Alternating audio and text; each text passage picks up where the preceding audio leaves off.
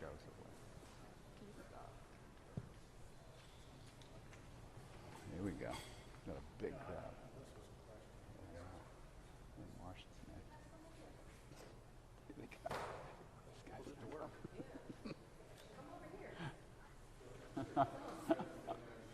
These are dudes for tracking. Right on over here. Look at him. I bet I'll give you 100 bucks you last night.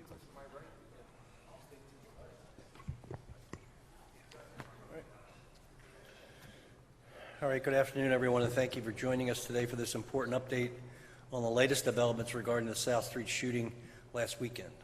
I'm pleased to share that, thanks to the excellent investigative work of the Philadelphia Police Department in partnership with the U.S. Marshals, ATF, and FBI, they've been able to apprehend the two outstanding suspects wanted in the shooting just hours ago in Richmond, Virginia. I'm very grateful that these men are off the streets, and I hope their capture brings a small bit of peace to the families and surviving victims. I want to commend the police department and all law enforcement partners for their dedication to finding these dangerous individuals. As we continue to move forward after this heinous act of violence that shook our city, I'm hopeful that if nothing else, this horrible incident shows the level of carnage that can be inflicted so quickly when people have easy access to guns. Easy access to guns. Get a gun in Pennsylvania faster than a driver's license, which is ridiculous. My heart continues to be with the family, friends, loved ones of those lost or injured, and with everyone impacted by this terrible tragedy. And I'm going to turn it over now to Police Commissioner Danielle Outlaw for some more specific details, but I want to thank our federal partners. I mean, I'm very proud of our department, our homicide division, all of our investigators, but without the help of the federal government, we're not able to bring these things to a conclusion. And I mean, just this morning we had a conference with Josh Shapiro, the Attorney General, and they were an integral part of all those arrests that were made in the Kensington area on drugs and guns and money. And we really do sincerely appreciate your hard work and the fact that you're brave enough to do the job you do. We really do appreciate it, so thank you. Daniel?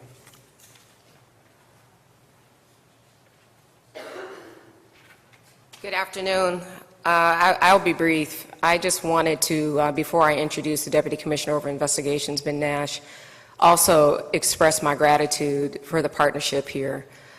These gentlemen and women that you see standing behind us were very integral in ensuring that not only this investigation moved along swiftly, but we got these folks in custody. And I cannot be prouder, any prouder, whether they work for the PPD or not, of the individuals that really worked around the clock to make this happen. Again, this was something that shook our city to its core. There were a lot of questions, and even today, a lot of people asking why, how could this happen, and what can we do to make sure that something like this never ever happens again. We are more committed than ever than ensuring the safety for all Philadelphians, not just those who travel to and from South Street or our entertainment districts, but for everyone in this city. And in order for us to be successful, it is incumbent upon us to rely upon the partnership that you see here before you today. DC Nash. Good afternoon, everyone. As the mayor stated, as the commissioner stated, this has been an incredible effort for a very tragic situation where we have worked closely with our federal partners, and our homicide unit has worked so incredibly hard since this incident started. Now, the arrest that we're here to announce that you've all heard of was done by through our partnership with the United States Marshals Service. And before I go on and take any questions, details about the investigation, I'd like to bring up Supervisory Deputy Marshal Robert Clark to give the details about the actual apprehension. Rob? Thank you, sir.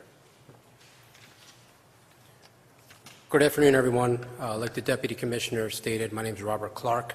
I'm the Supervisory Deputy U.S. Marshal for the Eastern Pennsylvania Violent Crimes Fugitive Task Force here in Philadelphia. The United States Marshal Service, Eastern Pennsylvania Violent Crimes Fugitive Task Force, is proud to announce the arrest of Kadir Dukes Hill, an 18-year-old male from Drexel Hill. Dukes Hill was wanted for murder in relation to the June 4th mass shootings which occurred on South Street. Additionally, the Marshal Service has arrested Najee Whittington, a 16-year-old juvenile from Philadelphia. This morning, Whittington was formally charged with murder, also relating to the June 4th shootings. Both of these cases were adopted by our fugitive task force immediately after warrants were issued. Upon adopting the Dukes Hill murder warrant, information was developed he may have fled the Philadelphia area and headed south to Virginia. Through a thorough investigation by U.S. Marshals in Philadelphia and Virginia, Philadelphia homicide detectives and members of the ATF, a location in Richmond, Virginia, was developed for both Dukes Hill and Whittington. At approximately 12:15 today, members of the U.S. Marshals Capital Area Regional Fugitive Task Force, Richmond, Virginia, took both Dukes Hill and Whittington into custody without incident in an apartment complex in the 300 block of North Labrum Avenue in Richmond, Virginia. They are both pending extradition back to Philadelphia. The fugitive investigation of Rasheen Vereen, Kadir Dukes Hill, and Najee Whittington was a collaborative investigative effort from agencies to include the U.S. Marshal Service, ATF, Philadelphia Homicide Division, PA Office of Attorney General, and the Delaware County Sheriff's Office. The success of these investigations comes as a result of around-the-clock work and the outstanding partnership the Marshal Service maintains with the Philadelphia Police Department. Thank you. Thanks, Rob. So Rob gave you an overview of who we took into custody just hours ago. I know that there have been lots of questions about a timeline identifying suspects, persons of interest versus who's a suspect, but let me just quickly mention how our homicide unit, in conjunction with our partners at ATF and FBI, who are here, Dave Carter, Justin Hine, Matt Briscoe, who's the SAC from Alcohol, Tobacco, Firearms, Joe Ruder, the supervisory special agent. They have literally worked around the clock from the time the incident occurred. And when we had a press conference with the mayor yesterday, there was a question about, at that point, we had put out information about a person of interest, which was Mr. Dukes Hill. And at that time, we were not in possession of an arrest warrant for Mr. Dukes Hill. But as a result of having his information go out on Tuesday evening, we received a significant amount of tip information to our homicide unit and our tip line. And that information was followed up diligently with our homicide unit and our partners from ATF and FBI, Pennsylvania Attorney General's office, and working throughout the period, we were able to gather enough information to present to the district attorney's office the facts that will support an affidavit for an arrest warrant. So we got the arrest warrant for Mr. Dukes Hill last night, and earlier in the evening we put out the information about person of interest number 2, who is clearly an associate of Mr. Dukes Hill. We had some lead information as a result of the association with Mr. Dukes Hill, but it was by working throughout the night and into today that we were able to develop enough, working with the district attorney's office, and have enough to get an approved warrant for Mr. Whittington. And once that second warrant was obtained, our great friends at the U.S. Marshal Service, our partners, were in the process of using all of their resources to track those 2 individuals who were together in Richmond, Virginia. And as a result of that, at 12:15, as Rob indicated, the Marshal Service task force down in Virginia was able to make entry and take the 2 individuals into custody, and now they're in custody awaiting an extradition to Philadelphia, where they'll both be charged once they arrive up here. So with that, if anybody has any questions, we'll do our best to answer them. Hi. What can you tell us about their role, location that night, why they started shooting? Well, the why they started shooting is going to be for them and them alone to be able to provide an answer. What we do know is that in the 200 block of South Street, where everyone has seen video of a shootout between 2 individuals, we believe that was a trigger for a stampede of people trying to flee the area, but for these 2 individuals that we've announced the arrest of to pull out weapons that they were in possession of and fire in an easterly direction on South Street, where they struck the 2 innocent victims. That's how it came about. Why? Only they'll be able to answer. And we've talked about possibility of gunfire being heard, and they just wanted to, I don't know what they wanted to do. I'm not even going to speculate on what they wanted to do. At this point, there is nothing to connect these two individuals that were arrested in Virginia today with the individuals that were involved in the shooting, technically the shootout between each other on the 200 block of South Street. Now, that could possibly change, but right now we're working under the belief that separate incident between two people who had words, I mean, literally, as the mayor talked about it, a beef that should have ended in a fisticuffs, and two individuals that were each armed with a gun shot each other, one to death and one to critically injured. And then the gunshots are happening, boom, boom, boom. Other people are in the area. They pull out their guns. I don't know what they could be thinking, but they fired, and they hit two innocent people. Wait, Deanna, I know you had your hand up. Two questions here. So is this everyone that you think? We believe, yeah. At this point, we believe that all the people responsible for the violence at this point are in custody. And then, I know that you said yesterday you're still going with ballistics, but it sounds like you're telling us that the two people you picked up in Virginia today, it was their guns that hit the two innocent victims. The other two that were firing in that fight, did their bullets hit anybody else? We don't see that through our, at this point. We believe that it was today's people, Dukes Hill and Mr. Whittington, that are responsible for the two innocents that got killed by wantonly firing their weapon towards where the gunfire was originally happening. That's the best we can say at this point. Yeah, because, well, they fired multiple shots. We recovered multiple fired cartridge casings of a .40 caliber weapon as well as a 9, and it's looking like all their shots could be responsible for the majority of it. Now, could there have been others that? At this point, we don't have anybody else that we believe we're looking for, but that's subject to change as the investigation continues. Do you know how they got their weapons?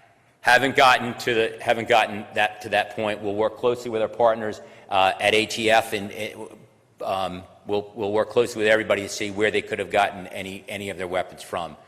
The homicide that happened at Broad Street like an hour later, you don't believe that is connected to the South Street shooting? Is there been some reports of that? Yeah, I understand there's some reports. What we do know is that large crowd of people were on South Street. The police were trying to restore a sense of order and also to clear the area. So our patrol officers did the best they could to disperse the crowd, and most of them were pushed off to the west towards Broad Street. It's about an hour and 45 minutes after the initial gunfire breaks out on the 200, 300 block of South Street that the homicide incident occurs on Broad Street, on the 500 block of South Broad Street. So we have no way to say for sure that there's any connection at this point, or that this is anything more than, more likely than not, this may have been people that were coming off of that block, but we don't think that it has a direct correlation at this point to the mass casualty shooting incident on South Street at this point.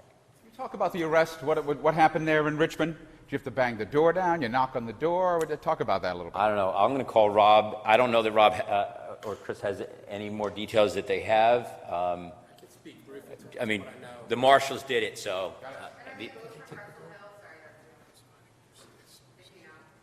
I believe that the adult at Mr. Dukes Hill is, I don't have the specific whereabouts of where Mr. Whittington is from. As far as the arrest, our investigators down in Virginia were notified yesterday that there was a chance that these two individuals may be down there. They conducted surveillance starting early this morning.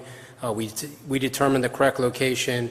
They had a team of over 20 undercover plainclothes officers and deputy U.S. Marshals on the task force down there.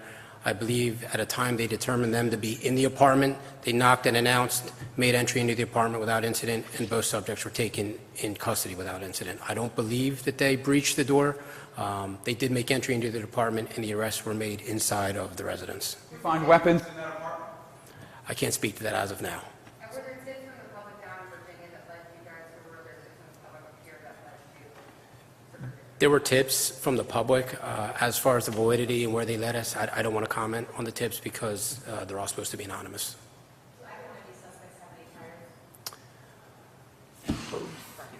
Both of them do. As a matter of fact, we initially opened up our investigation on Mr. Kadir Dukes Hill because he had a felony warrant out of Delaware County. So even though the homicide warrant hadn't been issued yet, we were able to adopt the Delaware County warrant in relation to that felony. A failure to show warrant? Did The Dukes Hill have a failure to show warrant? Did he not show? That's correct. That's correct. I believe it was in relation to a vehicle theft that occurred in Upper Darby, and he failed to show in that warrant. So at the time of the shooting, he's got a failure to show at another count? I believe that's correct. Yes, sir. I'm not aware of any active warrants he had prior to the murder warrant being issued this morning. All right, folks, thank you. I appreciate this. And again, I want to thank everybody here for the great work and the support from the mayor and the city as we work so hard to bring this in. All right, one last question. Last question, sorry. There's talk about a proposal for a 10 p.m. curfew for anyone aged 13 to 17. We have a 16-year-old gunman out here past midnight. How is Philadelphia police, with the resources they have, going to be able to get control of the curfew? I haven't, if something was introduced today, I haven't seen a copy of it. I mean, obviously, we want our underage people to be in after a certain time. However, the practicality of the operation of taking one or many more youths to a curfew center takes at least 2 officers off the street for a period of time. I don't think the residents around South Street would be appreciative, or any neighborhood would be appreciative of officers leaving their post, leaving their patrol in order to accompany minors to a curfew center. I mean, it is a problem. We're going to have to figure out a way to address it, but taking police off the street to do that kind of work is not, I don't think, appropriate at this time. Does that mean you'd be opposed to it? I think we have a curfew. I believe we have a curfew now. I don't exactly know what time it is, but all right. I mean, I'm not opposed to it in theory, but I have to make sure that we can do the operation without making us less safe because we're taking kids to a curfew center. I mean, again, I'm not going to reminisce about the old days, but when I was younger, when the street light came on, you went home. And that was what you were supposed to do. And it's obviously, our culture, our overall American culture has changed. I mean, where does a 16-year-old get a gun? Where does a felon get a gun without having someone else buy it for them? And why the person that potentially could have, I don't know if this is the case, but I'm just speculating, what if the person that bought it for them doesn't have to report it stolen, can shield themselves with state law to allow them to not be culpable in something that's a crime? It's crazy. I mean, it's just crazy. That. Can you spell names here, Whittington's name? Go ahead, Bob, you have the actual spelling. I believe it's Kadir Dukes Hill. That's Qaaddiir. Last name Dukes, Dukes, hyphen Hill, Hill. And Najee Whittington, Nahjee,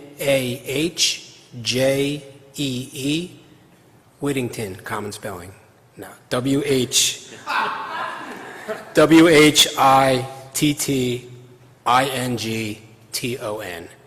That's Najee Whittington. Also, afterwards, we're completed here. I have a couple pictures I can put out that were approved.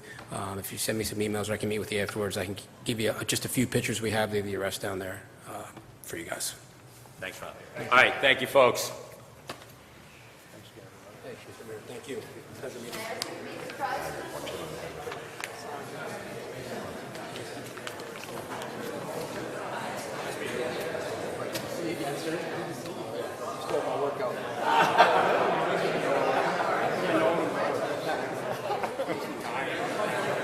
So I give it to my younger son.